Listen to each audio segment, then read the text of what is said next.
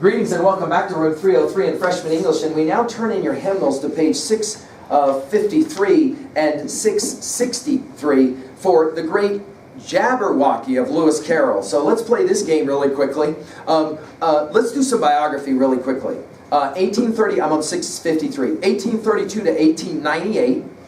Charles Ludwig Dodson was a professor of mathematics and a talented early photographer. Today, he's best remembered for two children's books he wrote under the pen name Lewis Carroll. Alice's Adventures in Wonderland, you probably know it as Alice in Wonderland, 1865, and its sequel, Through the Looking Glass, of 1871. Huge bestsellers, almost from the moment they appeared. The Alice books have been the basis of numerous stage plays and films. All right, let's turn now to Jabberwocky on page 662. This is one of the most interesting little poems you will ever, can I say this out loud? Hear. Remember, poetry is by and large an art form that has to be heard out loud. Watch this. Can you imagine going to a concert where your favorite band walks out onto the stage, the lights are off, all of a sudden the lights come on, and the lead singer says, pass out the notes. And all of a sudden you get like a packet, and it's the words of all the songs, and he stands up there, or she stands up there, and starts reading the words of the song out loud. And then walks off stage, and that's the performance. You would say about that, no. That is no performance. That is no concert. We came here to hear the music. Let me challenge you to hear the music of Lewis Carroll's Jabberwocky. Let's go to work with it, and then we'll come back to talk about it. Jabberwocky by Lewis Carroll. 'Twas brillig, and the slithy toves did gyre and gimble in the wabe. All mimsy where the burrow goes, and the moon raths outgrabe. Beware the Jabberwock, my son, the jaws that bite, the claws that catch. Beware the Jubjub bird, and shun the frumious Bandersnatch. He took his vorpal sword in hand, long time the manxome foe he sought. So rested he by the tum-tum tree, and stood a while in thought. And as in uffish thought he stood, the Jabberwock with eyes of flame came whiffling through the tulgey wood, and burbled as it came. 1, 2, 1, 2, and through the vorpal blade with sticker snack. He left it dead, and with its head he went galumphing back. And hast thou slain the Jabberwock? Come to my arms, my beamish boy. Oh, frabjous day, calloo, callay, he chortled in his joy. 'Twas brillig, and the slithy toves did gyre and gimble in the wabe. All mimsy where the burrow goes, and the moan raths outgrabe. Now, I said before when we did Pose the Bells that was probably a poem you had not heard the likes of before. Certainly, I often will say to freshmen that this is a poem unlike anything you've ever heard before. By the way, on 663, just to make clear, on 663, Carroll's invented language. In the first chapter of Through the Looking Glass, Alice encounters a creature called a Jabberwock. She can't understand it, so Humpty Dumpty explains some of the words it uses, including several of these that are listed, right? And if you have studied that, you can go back and play the game of actually what's going on in this poem, right? What we want to do, though, very quickly, is appreciate the language of the poem, the sound of the poem. So that, for example, notice it is playing with language. Let's write that down. It is playing with language. So much so that I'm going to challenge you one more time to listen to this one more time. Go ahead and scan down through the invented words, right? For example, brealing is the 4 o'clock in the afternoon, the time when you begin broiling things for dinner. Toves are the creatures that are something like badgers, something like lizards, something like corkscrews. Gyre, go round and round. And by the way, gyre is in fact a word that W.B. Yeats will use in several of his poems. Sailing to Byzantium, we'll study him in your senior year. Gimble, make holes like a gimlet, a hand tool that bores holes. Wob, grass plot around a sundial, moaning, having lost the way home, wraiths, something like green pigs. And then the connect to literature, what challenges do you think Carroll faced in writing a poem with invented language? Obviously, people looked at this and said, what are you talking about? By the way, jot down at 3A, there's a great writer that you will meet in your senior year named James Joyce, and he wrote a really famous novel called Finnegan's Wake that plays very similar games, where language is often confusing. Watch how, though, once you've heard this poem once, and you've already been introduced to it, let's play the game one more time and see how well you do. Jabberwocky by Lewis Carroll. 'Twas brillig, and the slithy toves did gyre and gimble in the wabe.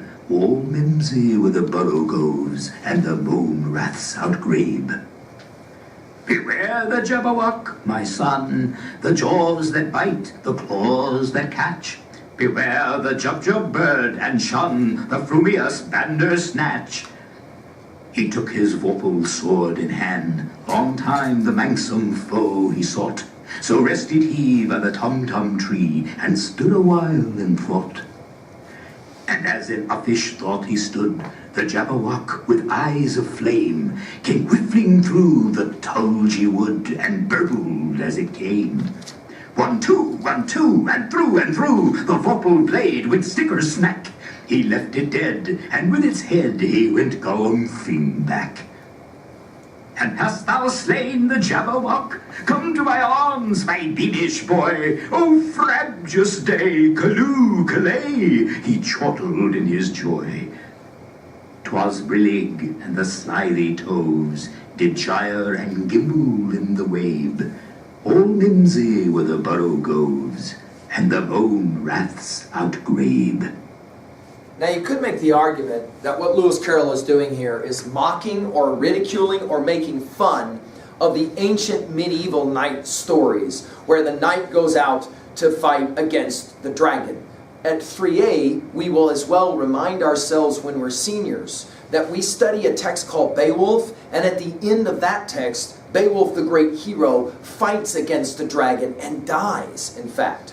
So we're playing games off of two things. Write this down. One, we're playing games off of ancient stories where knights, brave men, go off and fight against some monster, a dragon, here it's a Jabberwocky, and come back to success. Number two, Lewis Carroll is saying, what can I get away with in terms of language? But if you'll think about it, when you're if you've ever been around children, they do this all the time. They love to invent words and play with language, and we have the same game being played here. For example, just look at page 664. And hast thou slain the Jabberwock?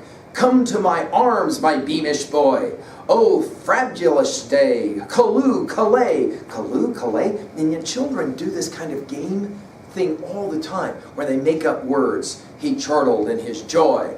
The idea, of course, of being able to invent words that make somehow joy and fun for children is something that Lewis Carroll is trying to catch on to. Well, let's just go ahead very quickly now and do an annotation of this text. At level 3A, what is it that Lewis Carroll is saying in this poem without saying it? Language is fun.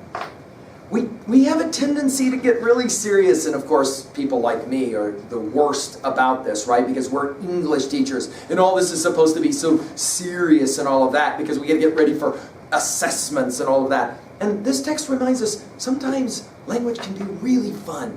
And the way we play games with words, go back to our big question, does language challenge and change us in some way? And this text says, yeah, when we're having the most fun, it often is with language. But we get to play with the language and have fun with it because the language is so, can I use this term, elastic. It can change. Language, words change, and they do change. Notice how often we will talk about how the same word can have different meanings depending upon context. Here we're being reminded of that.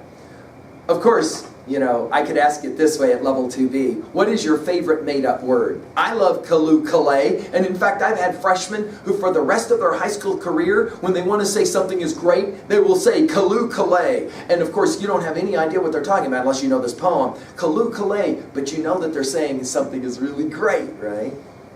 At 3A, what is the text for you that you think is the most playful, the most fun-filled text you know?